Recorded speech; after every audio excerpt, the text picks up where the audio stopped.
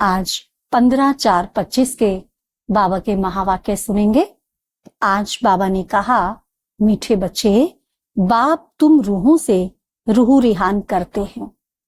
तुम आए हो बाप के पास 21 जन्मों के लिए अपनी लाइफ इंश्योर करने। तुम्हारी लाइफ ऐसी इंश्योर होती है जो तुम अमर बन जाते हो। प्रश्न है, मनुष्य भी अपनी लाइफ इंश्योर कराते और तुम बच्चे भी, दोनों में अंतर क्या है? उत्तर है, मनुष्य अपनी लाइफ इंश्योर कराते कि मर जाएं तो परिवार वालों को पैसा मिले। तुम बच्चे इंश्योर करते हो कि 21 जन्म हम मरे ही नहीं, अमर बन जाएं। सतयुग में कोई इंश्योर कंपनियां होती नहीं। अभी तुम अपनी लाइफ इंश्योर कर देते हो, फिर कभी मरेंगे नहीं। यह खुशी रहनी चाहिए, ये खुशी हम बच्चों को रहनी चाहिए कि अब हमारी लाइफ ऐसी इंश्योर हो रही है कि 21 जन्मों के लिए हम मरेंगे ही नहीं। गीत है, यह कौन आज आया सवेरे सवेरे। ओम शांति। रूहानी बाप बैठ रूहानी बच्चों से रूह रिहान करते हैं। तुम बच्चे जानते हो, बाप हमको अभी 21 जन्म तो क्या 40-50 जन्मों के लिए इंश्योर कर रहे हैं। वो लोग इंश्योर करते हैं कि मर जाएं तो उनके परिवार को पैसा मिले। तुम इंश्योर करते हो 21 जन्म मरे ही नहीं, अमर बनाते हैं ना। तुम अमर थे, मूल वतन भी अमरलोक है। वहां मरने जीने की बात नहीं रहती, वो है आत्माओं का निवास स्थान। अब यह रूह रिहान बाप अपने बच्चों से करते हैं और कोई से नहीं करते। जो रूह अपने को जानती हैं उनसे ही बात करते हैं, बाकी और कोई बाप की भाषा को समझेंगे ही नहीं। प्रदर्शनी में इतने आते हैं, तुम्हारी भाषा को समझते हैं क्या? इतने लोग प्रदर्शनी सुनने आते हैं, है ना। हमारी बातें थोड़ी ना समझ में आती हैं। हाँ, भले अच्छा अच्छा कह के जाते हैं, लेकिन बात तो समझ में आती नहीं है। तुमको भी समझाते समझाते कितने वर्ष हुए हैं, तो भी कितने थोड़े समझते हैं। है भी सेकंड में समझने की बात। हम आत्माएं जो पावन थी वही पतित बनी हैं, फिर हमको पावन बनना है। उसके लिए स्वीट फादर को याद करना है। उनसे स्वीट और कोई चीज होती नहीं, बाप से स्वीट और कोई चीज होती ही नहीं। इस याद करने में ही माया के विघ्न पड़ते हैं।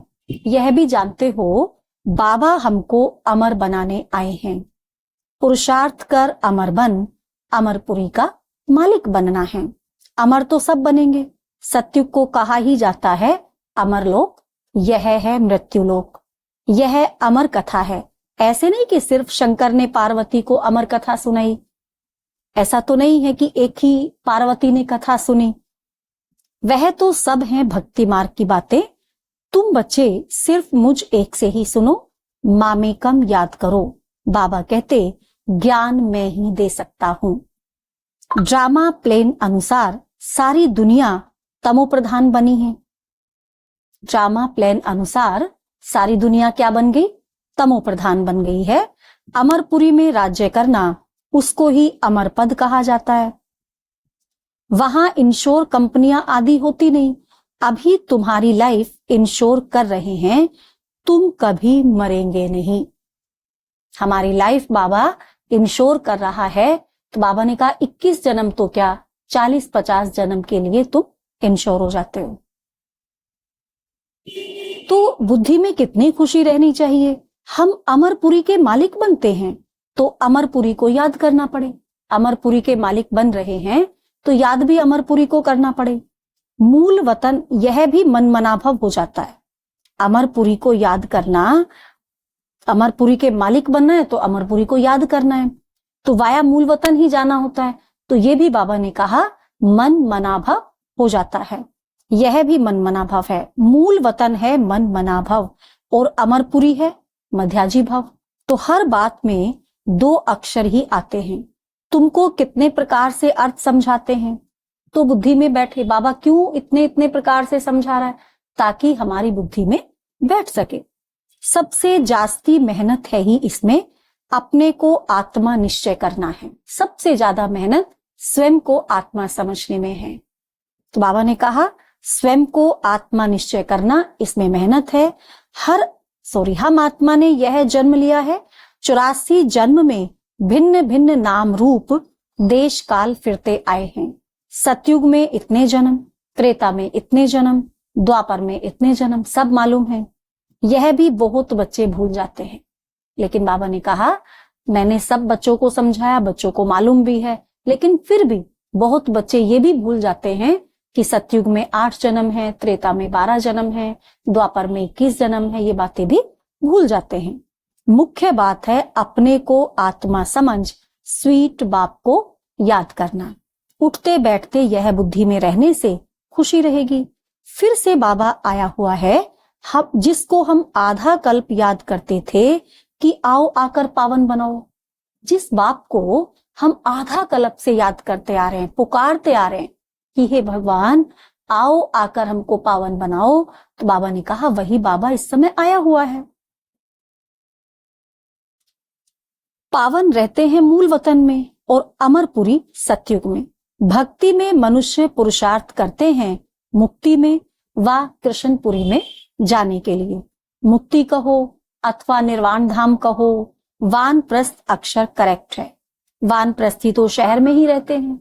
सन्यासी लोग तो घर बार छोड़ जंगल में जाते हैं। आजकल के वानप्रस्थियों में कोई दम नहीं है। आजकल के वानप्रस्थी कैसे हैं? भले घर बार छोड़ दिया लेकिन उनमें दम नहीं है। सन्यासी तो ब्रह्म को भगवान कह देते, ब्रह्म लोक नहीं कहते हैं। अभी तुम बच्चे जानते हो पुनर्जन्म तो किसका भी बंद होता नहीं। पुनर्जन्म लेना बंद होता नहीं, हर आत्मा को पुनर्जन्म लेना पड़ता है। अपना अपना पाठ सब बजाते हैं, आवागमन से कभी छूटना नहीं है। इस समय करोड़ों मनुष्य हैं और भी आते रहेंगे, पुनर्जन्म लेते रहेंगे। फिर फर्स्ट फ्लोर खाली होगा। मूल वतन है फर्स्ट फ्लोर, सूक्ष्म वतन है सेकंड फ्लोर, यह है थर्ड फ्लोर अथवा इनको ग्राउंड फ्लोर कहो। दूसरा कोई फ्लोर है नहीं। वह समझते हैं स्टार्स में भी दुनिया है। दुनिया वाले तो समझते हैं ना कि स्टार्स में भी दुनिया है, ऐसे है नहीं। फर्स्ट फ्लोर में आत्माएं रहती हैं, बाकी मनुष्यों के लिए तो यह दुनिया है। तुम बेहद के वैरागी बच्चे हो। कौन है हम? बेहद के वैरागी बच्चे। तुम्हें इस पुरानी दुनिया में रहते हुए इन आंखों से सब कुछ देखते हुए नहीं देखना है। यह है मुख्य पुरुषार्थ, क्योंकि यह सब खत्म हो जाएगा। ऐसे नहीं कि संसार बना ही नहीं है, ऐसा नहीं कि संसार बना नहीं है, बना हुआ है, परंतु उनसे वैराग्य हो जाता है। अर्थात सारी पुरानी दुनिया से वैराग्य। भक्ति, ज्ञान और वैराग्य। भक्ति के बाद है ज्ञान, फिर भक्ति का वैराग्य हो जाता। बुद्धि से समझते हो कि यह पुरानी दुनिया है, यह हमारा अंतिम जन्म है, अभी सबको वापस जाना है। छोटे बच्चों को भी शिव बाबा की याद दिलानी है। उल्टे सुल्टे खान पान आदि की कोई आदत नहीं डालनी है। आदत पड़ जाती है, जैसी आदत डालोगे वैसी आदत पड़ जाती है, लेकिन हमें क्या करना है? अपने आदतों को परिवर्तन करना है। खान पान की गंदी आदतों को छोड़ना है और छोटे बच्चों को भी शिव बाबा की याद दिलानी है। आजकल संग का दोष बड़ा गंदा है। संग तारे कुसंग बोरे। गायन भी है, संग तारे कुसंग बोरे। अच्छा संग करोगे तो तार देगा, कुसंग हमें डुबो देगा। यह विषय सागर वैशाल्य है। सत्य तो एक परम पिता परमात्मा है। गॉड इज वन कहा जाता है। वह आकर सत्य बात समझाते हैं। बाप कहते हैं हे रूहानी बच्चों, बाबा ने कहा हे रूहानी बच्चों, मैं तुम्हारा बाप तुमसे रूह रिहान कर रहा हूं। मैं तुम्हारा बाप तुमसे रूह रिहान कर रहा हूं। कितनी प्यार से बाबा बोल रहे हैं। मुझे तुम बुलाते हो ना, मुझे तुम बुलाते हो ना, बाबा ने कहा। वही ज्ञान का सागर पतित पावन है, नई सृष्टि का रचयिता है, पुरानी सृष्टि का विनाश कराते हैं। यह त्रिमूर्ति तो प्रसिद्ध है, ऊंचते ऊंच है शिव। अच्छा, फिर सूक्ष्म वतन में है ब्रह्मा विष्णु शंकर। उन्हों का साक्षात्कार भी होता है, क्योंकि पवित्र है ना। उन्हों को चैतन्य में इन आंखों से नहीं देख सकते, बहुत नौधा भक्ति से देख सकते हैं। समझो कोई हनुमान का भक्त होगा तो उनका साक्षात्कार होगा। शिव के भक्त को तो झूठ बताया गया कि परमात्मा अखंड ज्योति स्वरूप है। बाप कहते हैं मैं तो इतनी छोटी सी बिंदी हूं। वह कहते अखंड ज्योति स्वरूप। अर्जुन को दिखाया, उसने कहा बस मैं सहन नहीं कर सकता। उनको दीदार हुआ तो यह गीता में लिखा हुआ है। मनुष्य समझते हैं अखंड ज्योति का साक्षात्कार उनको हुआ। अब बाप कहते हैं यह सब भक्ति मार्ग की बातें दिल खुश करने की है। ये भक्ति मार्ग की बातें सारी कैसी हैं? दिल खुश करने की है। बाबा कहते मैं तो कहता ही नहीं कि मैं अखंड ज्योति स्वरूप हूं। बाबा कहते मैंने तो कभी नहीं कहा मैं अखंड ज्योति स्वरूप हूं। जैसे बिंदी मिसल तुम्हारी आत्मा है वैसे मैं भी हूं। जैसे तुम ड्रामा के बंधन में हो तो बाबा कहे वैसे मैं भी ड्रामा के बंधन में बांधा हुआ हूं। सब आत्माओं को अपना अपना पार्ट मिला हुआ है। पुनर्जन्म तो सबको लेना ही है, नंबरवार सबको आना ही है। पहले नंबर वाला फिर नीचे जाता है। कितनी बातें बाप समझाते हैं। यह समझाया है कि सृष्टि रूपी चक्र फिरता रहता है। जैसे दिन के बाद रात आती है, ऐसे कलयुग के बाद सतयुग, फिर त्रेता, फिर द्वापर, फिर कलयुग, फिर संगम युग, फिर सतयुग, ऐसे फिर संगम युग आता है। संगम युग पर ही बाप चेंज करते हैं।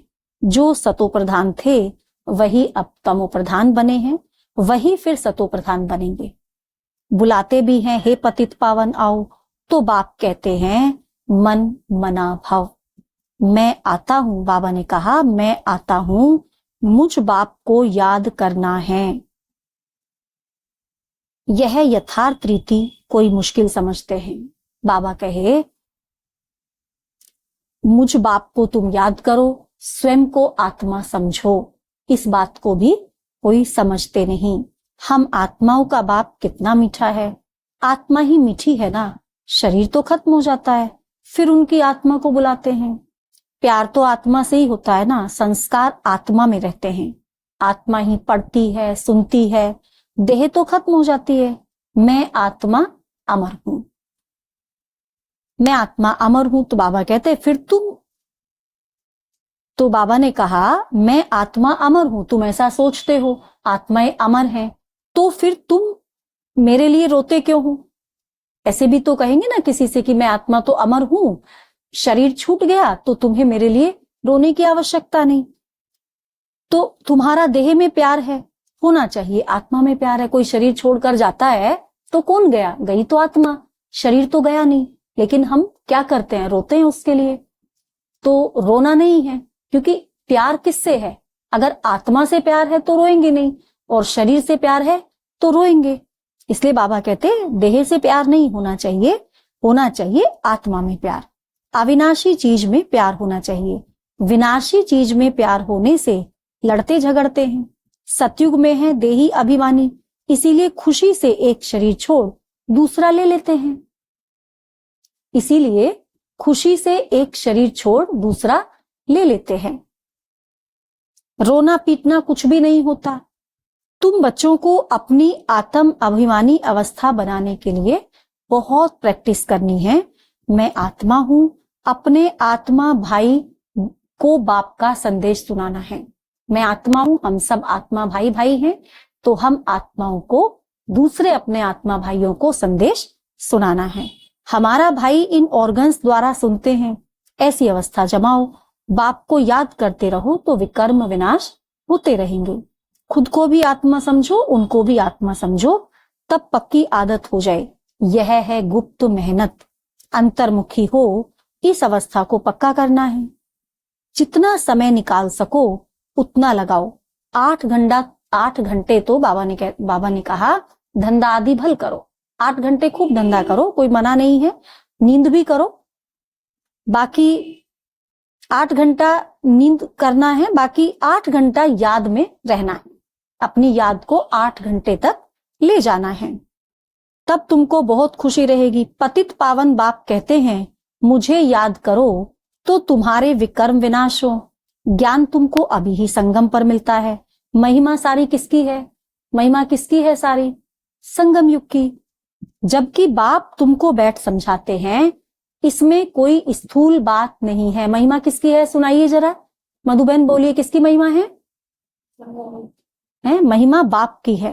महिमा किसकी? संगम युग की और बाबा की। जबकि बाप तुमको बैठ समझाते हैं, इसमें स्थूल कोई बात नहीं है। यह जो तुम लिखते हो वह सब खत्म हो जाएगा।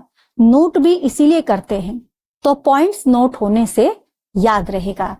कोई की बुद्धि तीखी होती है तो बुद्धि में याद रहती है, नंबरवार तो है ना। मुख्य बात बाप को याद करना है और सृष्टि चक्र को याद करना है। कोई विकर्म नहीं करना है, बाप को याद करना है, सृष्टि चक्र को याद करना है, और क्या करना है? कोई विकर्म नहीं करना है। गृहस्थ व्यवहार में भी रहना है, पवित्र जरूर बनना है।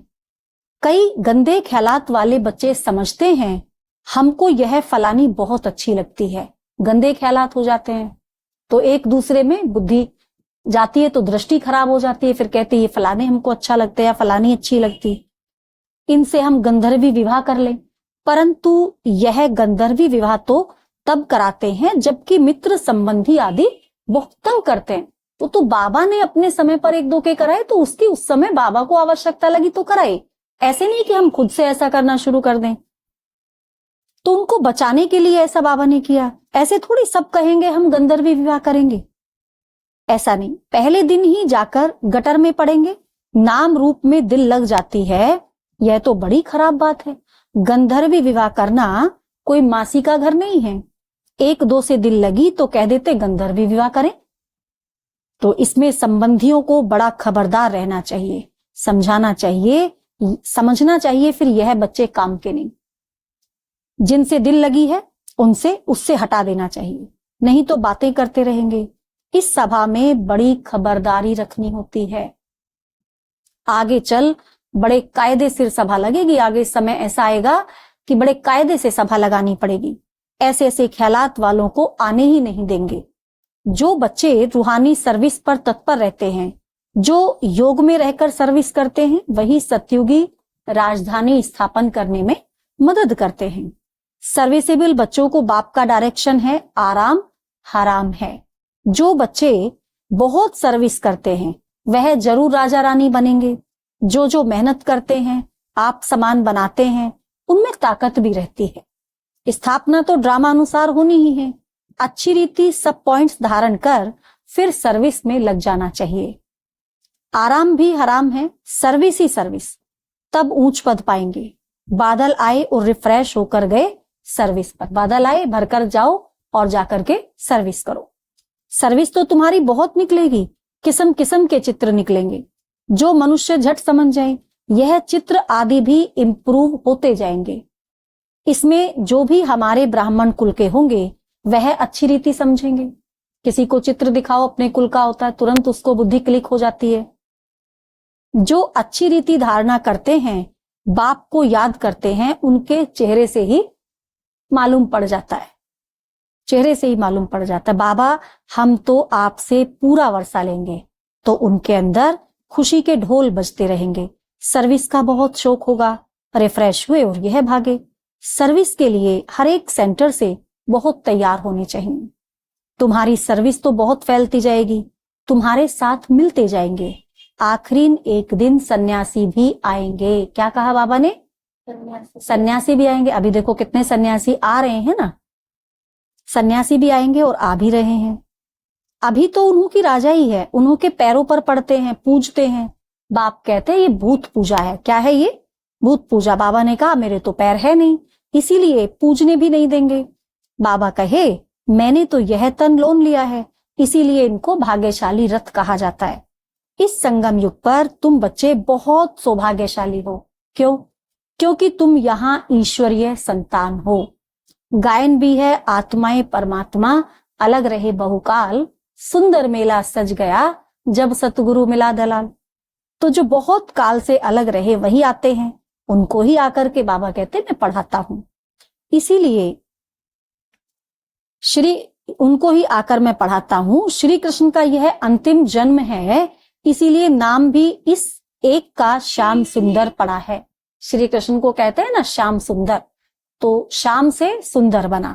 इसीलिए शिव का तो किसी को पता नहीं है कि क्या चीज है, यह बात बाप ही आकर समझाते हैं। बाबा कहते, मैं हूं परम आत्मा, परम धाम में रहने वाला हूं, तुम भी वहां के रहने वाले हो। मैं सुप्रीम पतित पावन हूं, तुम अभी ईश्वरीय बुद्धि वाले बने हो।